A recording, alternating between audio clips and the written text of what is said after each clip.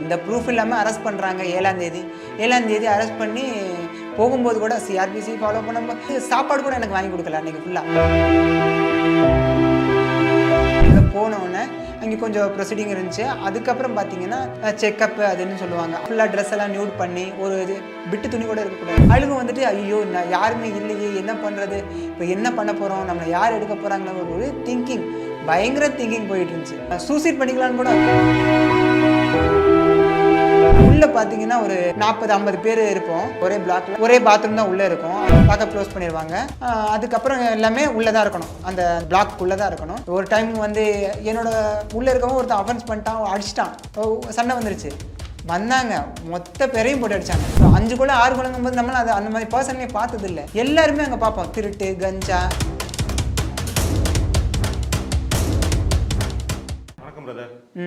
ஒரு வழக்குல நீங்க வந்து 17 நாள் கிட்டத்தட்ட சிறைச்சாலையில் இருந்திருக்கீங்க. எஸ், ஆமா. அந்த சிறைச்சாலையில் பட்ட அனுபவங்களும் சிறைச்சாலையில் பட்ட வேதனைகளையும் வலிகளையும் எங்களோட ஷேர் பண்ணிக்கலாமா? ஐயோ ஜெயில் அதெல்லாம் நினச்சி கூட பார்க்க முடியாது, அந்த அளவுக்கு கொடுமையான ஒரு விஷயம்தான். ஏன்னா ஒரு எந்த ப்ரூஃப் இல்லாமல் அரெஸ்ட் பண்ணுறாங்க 7ஆம் தேதி அரெஸ்ட் பண்ணி போகும்போது கூட சிஆர்பிசி ஃபாலோ பண்ணும்போது நம்மளுக்கு ஏதாச்சும் ஒன்று நடந்துச்சுன்னா எல்லாமே போலீஸ் தான் எஃப்ஐஆர் போட்டதுக்கப்புறம். ஸோ நம்மளை வந்து சாப்பாடு கூட எனக்கு வாங்கி கொடுக்கல அன்றைக்கி ஃபுல்லாக. எனக்கு வந்து ஆக்சுவலாக வந்து ஆஃப்டர்நூன் ஆயிடுச்சு அங்கே ஜெயிலுக்கு உள்ளே போகும்போது. அதுக்கப்புறம் உள்ளே வந்து நிறைய ப்ரொசீடிங்லாம் இருந்தது. புழல் 2 ஜெயிலில் நான் போனேன். சென்னை புழல் 2. ஃபஸ்ட் நாள் நான் உள்ளே போகிறேன். உள்ளே போகிறதுக்கே லேட் ஆகிடுச்சு. உள்ளே போனோடனே அங்கே கொஞ்சம் ப்ரொசீடிங் இருந்துச்சு. அதுக்கப்புறம் பார்த்தீங்கன்னா செக்கப்பு அதுன்னு சொல்லுவாங்க. அவங்க பாயிண்ட் ஆஃப் வியூவில் செக்கப் ஃபுல்லாக ட்ரெஸ் எல்லாம் நியூட் பண்ணி ஒரு இது விட்டு துணி கூட இருக்கக்கூடாது. ஸோ அந்த மாதிரி உட்காந்து எந்திரிக்க சொல்லி நியூடாக அந்த மாதிரி பண்ணாங்க. அதில் ஒரு போலீஸ் ஆஃபீஸர் வந்து நேம் பார்த்துட்டு சுபாஷ் சந்திர போஸ் பேரை வச்சுக்கிட்டு நீ இதை பண்ணுறேன்னு அடித்தார். ஸோ அவங்க பாயிண்ட் ஆஃப் வியூவில் கரெக்டு தான். ஏன்னா அவங்கள பொறுத்தவரை நான் குற்றவாளி தான் தெரியும், ஜெயிலுக்கு போயிருக்கேன். பட் நான் தப்பு பண்ணலன்னு எனக்கு மட்டும் தானே தெரியும். பட் அவரோட பாயிண்ட் வந்து கரெக்டு, அவரோட பேரை வச்சுக்கிட்டு இந்த மாதிரி கெடுக்கிறேன். ஸோ அந்த மாதிரி நடந்தது. அதுக்கப்புறம் ட்ரெஸ்ஸை ஃபுல்லாக ஊற்றிட்டு 5 வாட்டி உட்காந்து எந்திரிச்சேன். அதுதான் நான் சொல்கிறேன், அவங்க பாயிண்ட் ஆஃப் வியூவில் வந்து அது செக்கப்பு, நம்ம பாயிண்ட் ஆஃப் வியூவில் எந்த அளவுக்கு அவமானம்னு தெரியும். ஸோ அதுக்கப்புறம் நான் உள்ளே போகிறேன். உள்ளே போனோடனே புதுசு பார்த்தீங்கன்னா எல்லா இடத்துலையும் எல்லாமே பயங்கரமாக புதுசாக இருக்குது. நான் அந்த சிறை கூண்டுன்னு சொல்லுவாங்க, அதை வந்து நான் நேரில் பார்த்தோன்னே எனக்கு அப்படியே அழுக வந்துருச்சு. அழுக வந்துட்டு ஐயோ நான் யாருமே இல்லையே என்ன பண்ணுறது, இப்போ என்ன பண்ண போகிறோம், நம்மளை யார் எடுக்க போகிறாங்களோ ஒரு திங்கிங், பயங்கர திங்கிங் போயிட்டு இருந்துச்சு. அதுக்கப்புறம் ஒரு 1 வீக் ரொம்ப ரொம்ப என்ன சொல்கிற டிப்ரெஷன் ஆகிட்டேன்.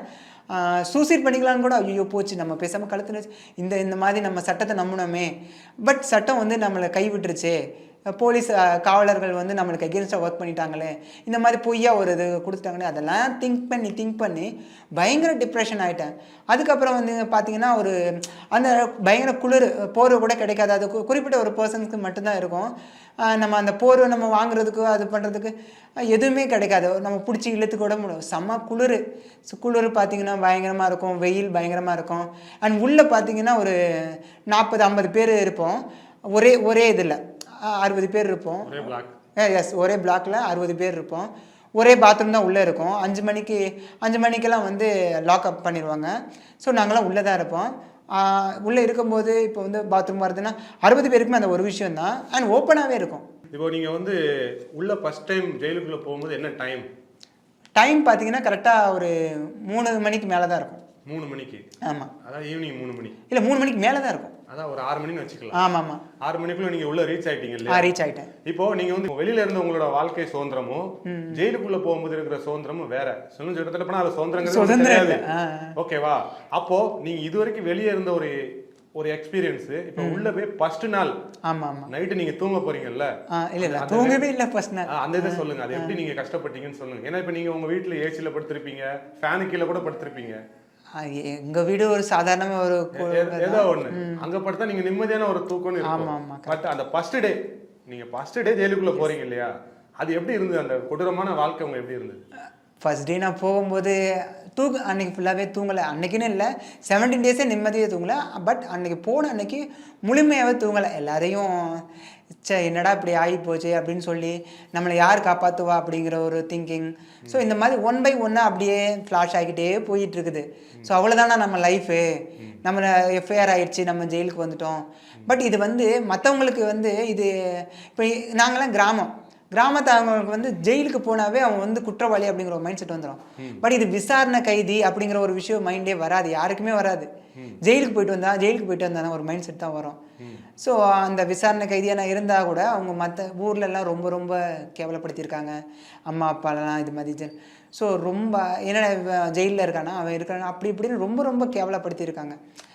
இது இது எல்லாமே நம்மளுக்கு உள்ளே இருக்க நம்மளுக்கு தெரியாதுல்ல. இப்போ நீங்கள் வந்து அன்னைக்கு நைட்டு வந்து உங்களால் தூங்க முடியல இல்லையா? ஆமாம். இப்போ உங்களுக்கு ஜெயில் மேட்ஸ்ன்னு இருப்பாங்கல்ல, ஆமாம், அவெல்லாம் இஷ்டத்துக்கு காலையிலே செஞ்சிருப்பான வச்சு அந்த கதை இந்த கதை அப்படின்னு எப்படி உங்களை ஜெயிலுக்குள்ள இன்வைட் பண்ணாங்க? இப்போ நீங்க ஒரு பிளாக்குள்ள போறீங்க அப்படின்னா கிட்டத்தட்ட அங்க ஒரு 20 பிளாக் இருக்கும். 20 பிளாக்ல ஒரு பிளாக்கு 50-60 பேர் இருப்பாங்க இல்லையா? அதுல வந்து மோஸ்ட் டேஞ்சரஸ் கிரிமினல்னு ஒரு செக்ஷன் வச்சிருப்பாங்க. உங்களது வந்து விசாரணை கைதி அந்த மாதிரி இருக்கும். ஆமா, இது காமனா போட்டுருவாங்க. ஆமா, அந்த காமன் கைதிக்குள்ள உங்களை எப்படி இன்வைட் பண்ணாங்க?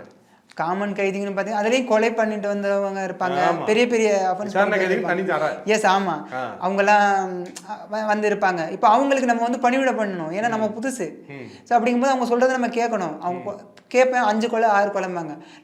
நம்மளே ஒரு ஒன்றும் இல்லாத கேஸுக்கு தப்பே பண்ணாமல் உள்ளே வந்துருக்குறோம்.